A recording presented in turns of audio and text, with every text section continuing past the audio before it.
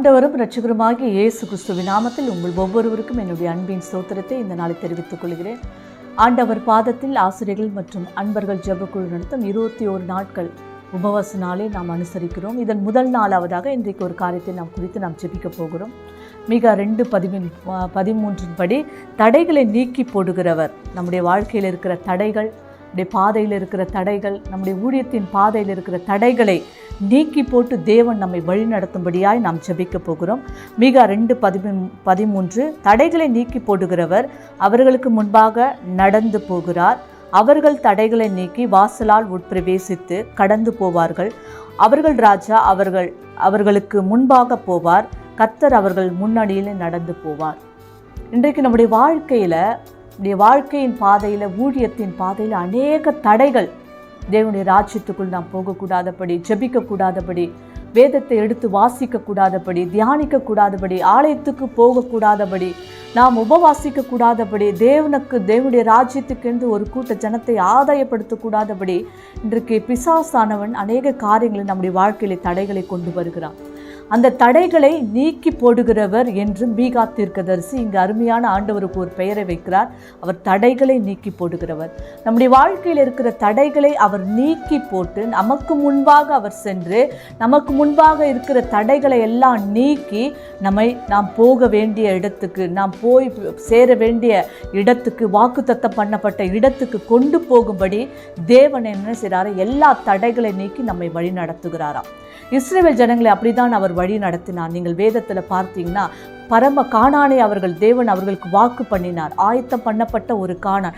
அதுக்குள்ளே போவதற்கு அவங்களுக்கு 4 தடைகள் இருந்தது. பார்வோன் என்ற மனுஷீக தடை இருந்தது, 2வது செங்கடல் என்ற தடை இருந்தது, 3வது யோர்தான் என்ற தடை இருந்தது, 4வதாக எரிகோ என்ற தடை. இந்த தடைகளை அவர்கள் கடந்தால்தான் கானானுக்குள்ளே பிரவேசிக்க முடியும். ஆனால் இந்த தடைகளை நீக்கி போடுகிற நம்முடைய தேவன் அவர்களுக்கு முன்பாக சென்று அந்த பார்வோன் என்ற தடையை ஆண்டவர் நீக்கி போட்டார். பஸ்கா ஆட்டுக்குட்டியின் ரத்தத்தினாலே.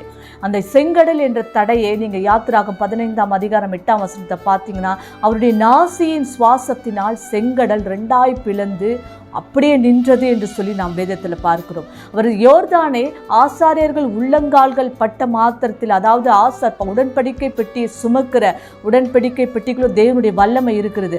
அப்போ முன்பாக சென்றதுனால யோர்தான் 2ஆக பிளந்தது. அப்போ யோர்தான் என்ற தடையை அவர் நீக்கி போட்டார். எரிகோ என்ற தடையை எக்காலங்களை தொனிக்க செய்து தேவனுடைய வல்லமை முன்பாக சென்று அந்த எரிகோவின் கோட்டைகளை தகர்த்து அவர்கள் கானானுக்குள்ளே பிரவேசித்தார்கள்.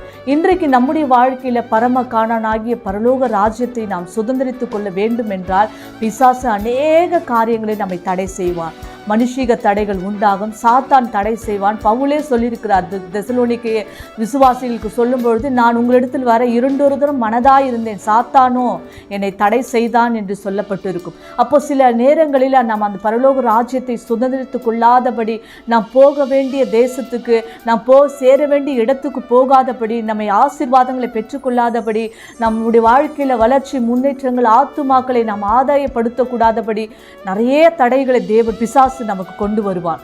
அந்த தடைகளை நீக்கி போடுகிற ராஜா நமக்கு முன்பாக எப்படி போறாரா? நடந்து போகிறார். அல்லேலூயா!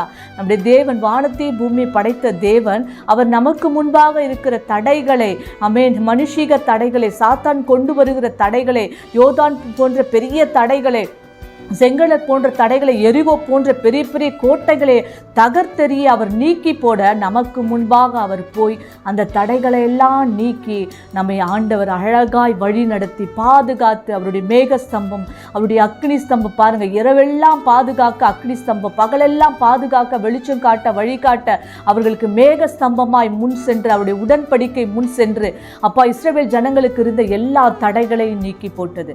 அதே மாதிரி தான் நம்முடைய வாழ்க்கையில் நாம் தேவ பிள்ளைகளாக இருக்கும் பொழுது கர்த்தர் நம்முடைய வாழ்க்கையில் இருக்கிற தடைகளை நீக்கி போடு அவர் முன்பாக சென்று அதை நீக்கி போட்டு நம்மை பாதுகாத்து நம்மை வழி நடத்தி அந்த ராஜ்யத்துக்குள்ளே அவர் நம்மை ஹல்லேலூயா கொண்டு போகிறதுக்கு வல்லமுடைய தேவனாக இருக்கிறார். கண்களை மூடி நாம் ஜெபம் செய்வோம்.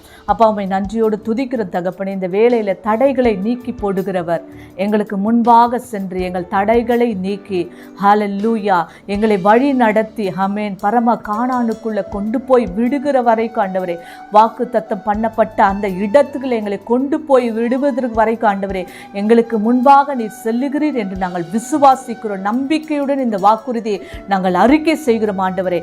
அப்பா நாங்கள் ஆண்டவரே கர்த்தாவே போக வேண்டிய தூரம் வெகு தூரம் ஆண்டவரே, ஆனாலும் எங்களுடைய வாழ்க்கையில் அநேக தடைகள், ஜெபிக்க கூடாதபடி ஆண்டவரே, உம்மை துதிக்க கூடாதபடி, வேதத்தை வாசிக்க கூடாதபடி, தியானிக்க கூடாதபடி, ஆலயத்துக்கு போக கூடாதபடி, அப்பா ஊழியம் செய்யக்கூடாதபடி ஆண்டவரே, வழியில தடைகள், பாதையில தடைகள், பிரயாணத்துல தடைகள், அநேக தடைகள் ஆமென். பிசாசு எங்களுக்கு சோர்வையும் ஆண்டவரை கர்த்தாவை பலவீனத்தை உண்டு பண்ணி அநேக காரியங்களை தடை செய்து கொண்டு இருக்கிறான். இந்த நாளிலே கூட அந்த தடைகளை நீக்கி, மீகா சொல்லுகிறார், தடைகளை நீக்கி போடுகிறவர் என்று.